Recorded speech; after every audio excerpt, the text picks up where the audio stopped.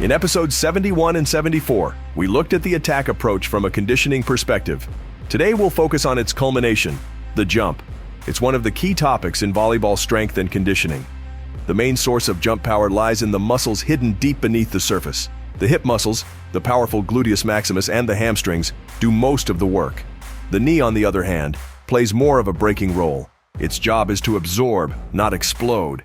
And when the arms swing into motion, the hips ignite fully, as if the body were saying, "Now!" And who better to guide us through this episode than Georg Grozer, a player renowned for his remarkable physical conditioning.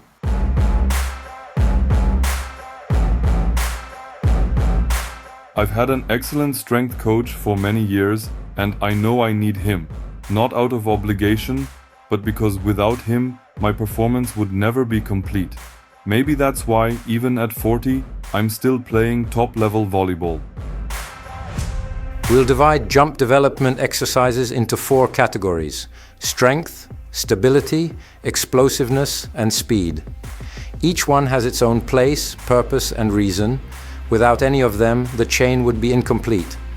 Sometimes raw strength decides, other times balance, or that precise instant when the body switches from braking to flying.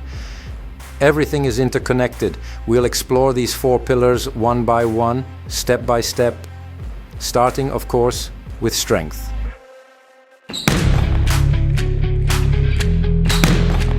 This American player seems to soar to the heavens every time he spikes. That's something every player dreams of.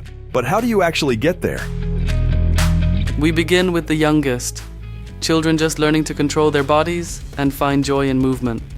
That's where true strength is born, not in the gym, but through play, jumping, and natural motion.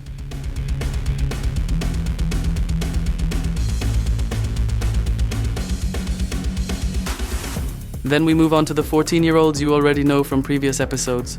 We've seen how their volleyball skills evolve, how childish movement becomes conscious control. It's right here, between youthful lightness and emerging strength, that the story of a good jump begins.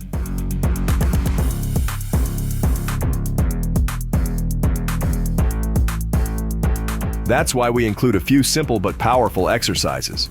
For example, drills where the body resists vertical pressure, or partial squats connected with arm chain movement, motion flowing from legs through core to arms. Next comes the wide stance squat, engaging hip adductors and abductors more fully. And then the famous hip thrust, the key exercise for glute activation, the true engine of the jump. A tougher version is the single leg hip thrust. It's not easy. As you can see, our young athlete is still finding balance. But here, the adult version shows how it's done correctly. The weight rests on the heel, not the toes. If it shifts forward, the thighs take over. And that's what we want to avoid. Then we have various weighted squat variations. Squats are exercises almost everyone has tried at some point in their life. But if you want to do them properly, especially with a barbell, you have to pay close attention to technique. First, to make the exercise effective, and second, to make sure it doesn't harm healthy physical development. And as for the squats performed by our constant guide, Georg Grozer, those are a chapter of their own. Different strength, different precision, different rhythm. At that level, it's no longer just training, it's an art. And now for stability, especially the control of the knee-to-toe axis. That job belongs to the muscles surrounding the hip, the deep rotators such as the piriformis, obturator, and quadratus femoris. They keep the pelvis balanced, prevent the thigh from collapsing inward, and ensure that the knee always follows the direction of the toes. Isn't it precisely this quiet balance that makes movement both beautiful and safe? That's where the true magic of technique lies, in strength that knows when to stay calm. In other words, we don't train just to build greater power, but to help the muscles around the joints maintain stability and balance.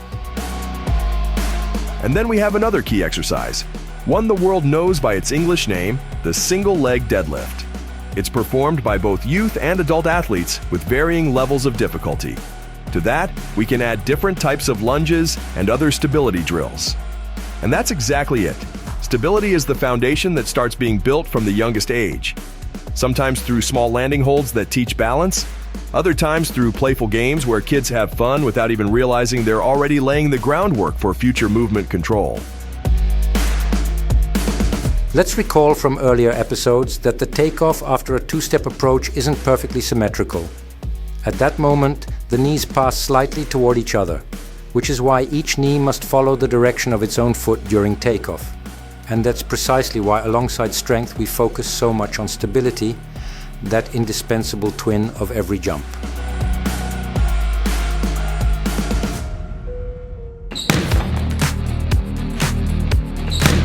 But let's return to strength. Every static or maximal force must transform into dynamic strength. Our goal isn't to build muscles for the mirror. We're not bodybuilders, we're volleyball players. We need strength in motion, and that's what conditioning is all about. But wait, we haven't mentioned the arms yet. When the arms swing with full intent, they can lift the entire body a few extra centimeters higher, and sometimes those centimeters make all the difference.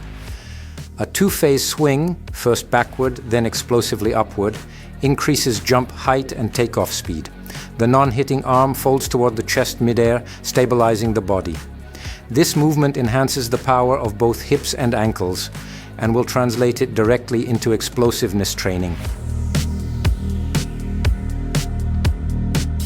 We're adding more exercises, ones that have already earned their own names. Snap down, kettlebell swing, or kettlebell snatch. Each of them serves a purpose, even though their deeper connections go beyond the scope of today's episode. That's where we leave the stage to strength and conditioning coaches, who know how to integrate these movements into a broader training context. And last but not least, we come to various types of dynamic jumps. Onto a box, off a box, or a combination of both. Where strength transforms into lightness and movement gains elasticity, that's where the true art of jumping begins.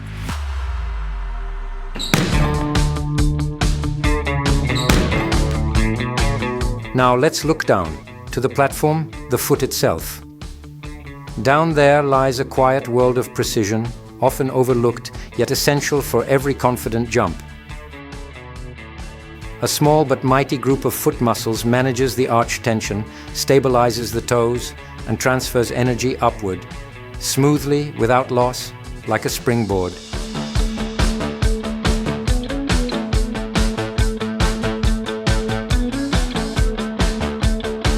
They're supported by larger neighbors, the tibialis anterior in front, and the calf muscles behind. Together, they prepare the foot for soft landings, protect the joints, and maintain the clean line for takeoff. And that's all for today. I'm looking forward to seeing you again next time.